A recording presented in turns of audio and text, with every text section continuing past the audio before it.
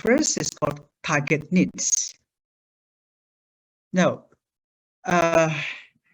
please, let us use this categorization of needs by Hutchinson and Waters. Okay, so target needs actually refer to the competencies that the learner needs to master in order to function in the target situation. Okay, so once again, target needs refer to the competencies the learner needs to master in order to function. To function means to do his or her tasks in the target situation.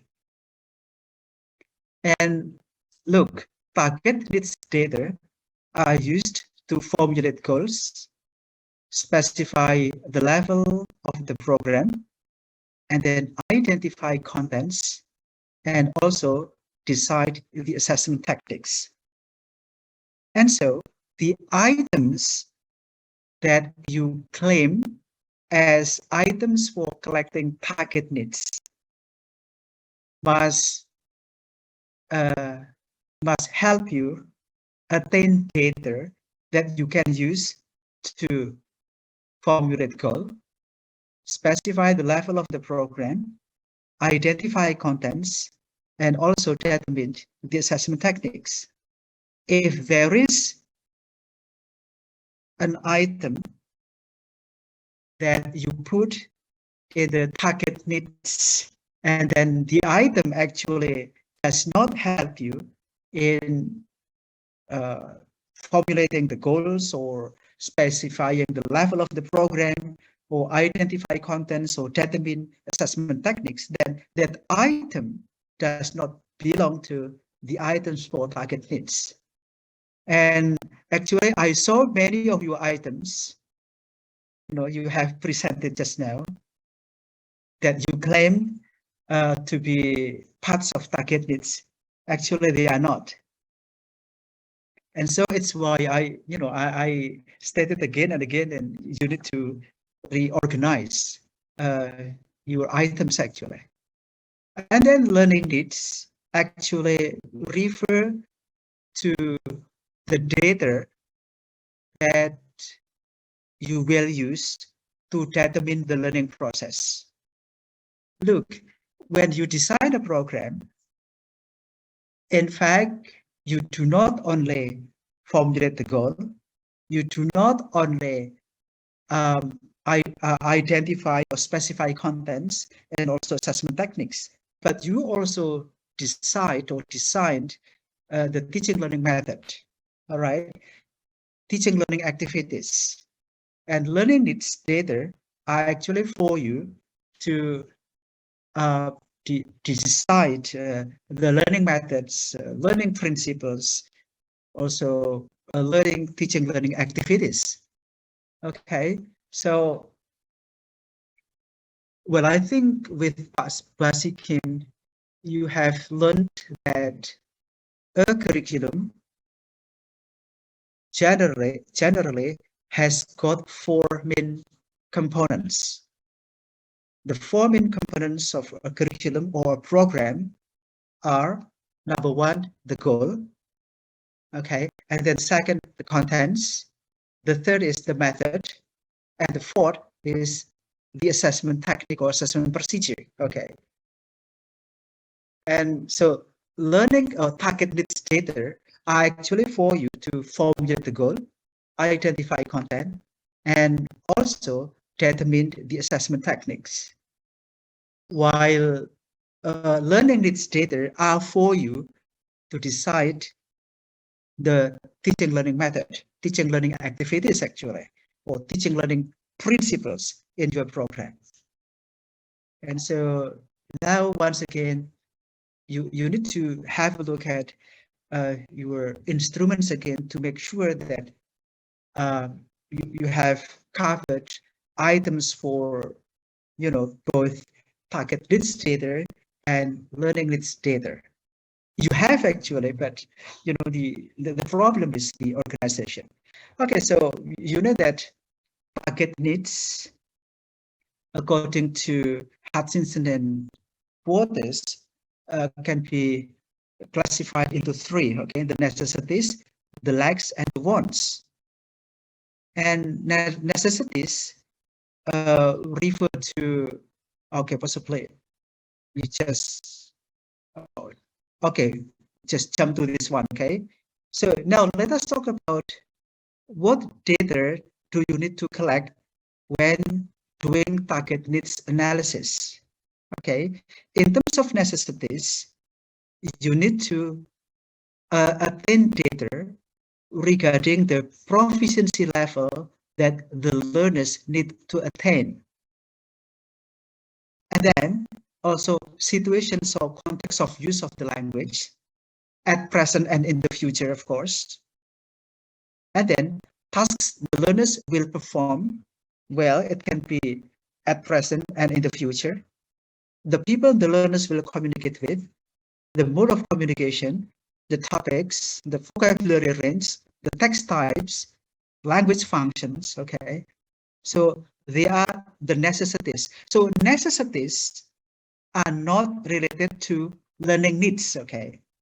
If you, for example, ask them, what tasks do you want to have, or what learning tasks do you want to have in the learning process? That one doesn't belong to necessities. That one belongs to learning needs, okay? And then how about lacks? The data that you need to collect, for example, current level of proficiency in the four language skills. Or you may ask them, for example, what difficulties do you have in speaking now? Okay, what difficulties or what weaknesses do you have in speaking now, not in learning speaking, okay? And then what difficulties or what weaknesses do you have in listening now, in reading, in writing, okay? So don't write a question such as, what difficulties do you have in learning speaking now? No. Or possibly, how well can you perform the following tasks? So for example, number one, you list several tasks, and then you provide alternatives of answers. For example, very well, okay, well, fairly well, and then and poorly, for example, okay. So they just tick. What is for lack, okay. And then wants refer to also language skills, so language knowledge, topics, text types, language functions they want to learn. So it is not want related to learning process, but wants related to the coverage of the contents of the program, okay. So possibly, well, sir, I want to focus on my speaking because my listening, reading, and writing are actually okay. Okay, so that one is one. Okay. So up to this point, is there anything you want to clarify, everybody? May I, sir, ask something? Please. Because of my group target is elementary school student, Okay. how to make it simply, like to know the student, like it's possible to know the difficulties of one skill. So is it made for us, or is it allowed for us to know which skill that based on their perception is difficult, like listening, reading, writing, or speaking? Possibly you can have a pretest, but Okay. so it's not through questionnaire, okay, but you need to have a pretest for that. So yeah, a pretest. And look, there are many techniques that you may employ in conducting needs analysis, right? And well, now we are talking about conducting a needs analysis by using a survey technique. And in this case, you use a questionnaire as the instrument. Okay. And in addition to survey and then test, you can have also, observation, right? You may observe them in the classroom, for example. Okay, that is a good question, but is there any other question? Now, how about learning needs? So what data do you need to collect in learning needs analysis? So I provide you here with some example. For example, age. Now, why does age matter? Yeah, because children, for example, need learning activities which are different from those of adults. Okay, and age information about age can also help you decide topics, for example, and information about age can help you decide regarding the length of every meeting or every session. Young children cannot focus on one thing for a long time. So, then gender, and then available time, how much time do they have, and in which part of the day do actually they have time, in the morning, in the afternoon, in the evening. They imply something. Then ICT literacy, internet access, motivation. If they are highly motivated, then anything you decide, will be accepted by them happily. If they are not highly motivated, then you must decide activities, learning materials, or whatever, which are very interesting. Then preferred learning activities, preferred learning input, preferred teacher role, preferred learner role, preferred learning setting. Okay, setting refers to whether they like to do tasks individually or in group, or in pairs, in small groups, in the classroom, outside the classroom. Okay, as homework. So, and there are many tactics of needs analysis: survey, interview, and I think most groups here have drafted instruments for survey and interview, right? And the interview might be done with the learners, with the teachers, of course, but also with workers, employers, experts. If you conduct a needs analysis for SMK students, then you may need to interview employers or workers, actually. Observations, yes, you are observing your learners in the classroom, or you are observing workers in the workplace. Test, yeah, testing the learners to know their current level of proficiency, to identify their lacks. Then text analysis. If they say that they need to learn a number of texts, and then you need to analyze all of the texts. Then document analysis, government rules, okay, including the curriculum issued by the government. Look, if you design a program for formal schools, in fact, you need to also analyze the curriculum. And yeah, parts of your needs analysis is actually curriculum document analysis.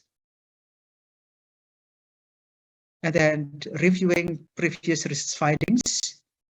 You designed English for, say, primary school students, year 2, and there might already been, some studies on that, and you need to have a look at those. And then reviewing curriculum evaluation results. If you designed a program for a school applying curriculum 2013, and there must be already some evaluations on the implementation of curriculum 2013, and you need to consider the results of the evaluation. And then also reviewing current trends in ELT, particularly for your learning needs. Okay, so in deciding the method and learning principles, you do not only look at your the data from your learners, but you need to also review current trends in ELT. Okay. So now can you see the differences between data for target needs and learning needs?